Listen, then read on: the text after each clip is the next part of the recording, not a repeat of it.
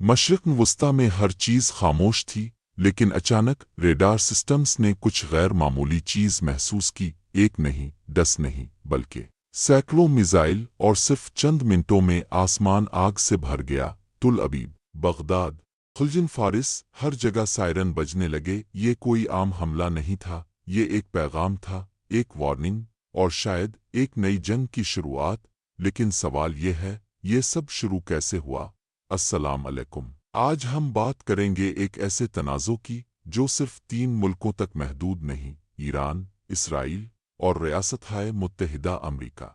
ये जंग सिर्फ मिसाइलों और बमों की नहीं, बल्कि ताकत, सियासत और कंट्रोल की जंग है। और सबसे खतरनाक बात, इस जंग का अंजाम किसी के काबू में नहीं। इस कहानी को समझने के लिए हमें वापस जाना होगा सन 1979 में, जब ईरान में इस्लामी इनकलाब आया। इसके बाद ईरान और अमरीका दुश्मन बन गए, और इसराइल, ईरान इसे एक गैर कानूनी रियासत समझता है, जबकि इसराइल ईरान को अपनी बका के लिए खतरा समझता है। फिर आता है सबसे हसास मसला, जौहरी प्रोग्राम। अमरीका और इसराइल का दावा, ईरान जौहरी हथियार बना रहा है। ईरान का जवाब, हम सिर्फ तवानाई के लिए प्रोग्राम चला रहे हैं। लेकिन हकीकत कोई भी 100% यकीन से नहीं कह सकता। और यही गैर यकीनी सूरत हाल कशीदगी को बढ़ाती गई। फिर आया वो दिन, 2026। अमरीका और इसराइल ने खुफिया तौर पर एक ऑपरेशन की मंसूबाबंदी की, निशाना बनाया गया ईरान के फौजी अड्डे, मिसाइल सिस्टम्स और जौहरी तंसीबात। और फिर बड़े पैमाने पर फिजाई हमले शुरू हो गए। ये एक मुनज़्ज़म और मरबूत हमला था, साइबर हमले, सब कुछ एक सीन, सब कुछ एक साथ। और सबसे चौंका देने वाला दावा, ईरान की आला क़यादत को भी निशाना बनाया गया। ये वो लम्हा था जहां सिफारतकारी ख़त्म और जंग शुरू हो गई। ईरान ने इंतज़ार नहीं किया, उन्होंने फ़ौरन जवाब दिया। लेकिन ये रिवायती जंग नहीं थी, बल्कि हाइब्रिड जंग, बैलिस्टिक मिसाइल, ड्रोन्स के झुंड, साइबर हमले। और फिर इसराइल के शहर निशाना बनने लगे। सायरन, अफरातफरी, आयरन डोम जैसे दिफाई निज़ाम भी दबाव में आ गए। और फिर क्लस्टर किस्म के हथियार इस्तेमाल होने लगे।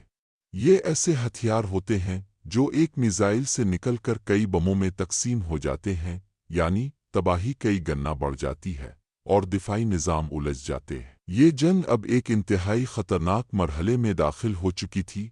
अमरीका सरकारी तौर पर कहता है, हम सिर्फ इस्तेहकाम चाहते हैं, लेकिन ज़मीनी हकीकत कुछ और है। मशरिक़ वस्ता तेल आलमी ताकत और एक अहम जगह है, आबनाए हुर्मुज़। दुनिया का तकरीबन 20% तेल यहाँ से गुजरता है। अगर ईरान इसे बंद कर दे तो आलमी मईशत हल कर रह जाएगी।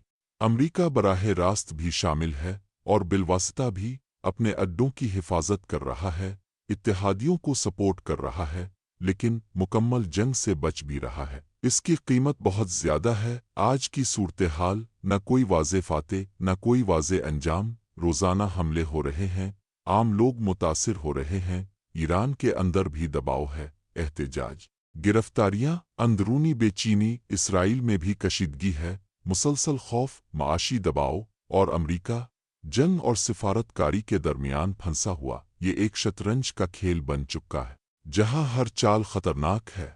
अब सबसे बड़ा सवाल, आगे क्या होगा? पहला मंजरनामा, महदूद जंग, सिर्फ ईरान और इसराइल तक।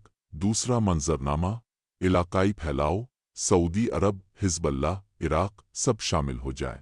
तीसरा मंजरनामा, आलमी तनाज़ो, रूस, चीन, नेटो। और फिर एक आलमी जंग जैसी सूरत हाल। ये कोई नामुमकिन बात नहीं, बल्कि एक हकीकी इम्कान है। ये जंग सिर्फ सरहदों की नहीं, ये मुस्तकबिल की जंग है, ताकत के तवाज़ुन की जंग है। और शायद हम एक ऐसे दौर में दाखिल हो रहे हैं जहां जंगें ख़त्म नहीं होती, बल्कि नई शक्ल इख्तियार करती है। अगर आपको ऐसी गहरी और हकीकी तज्ज़ियाती वीडियोस पसंद हैं, और कमेंट्स में ज़रूर बताएं, क्या ये तनाज़ो तीसरी आलमी जंग बन सकता है?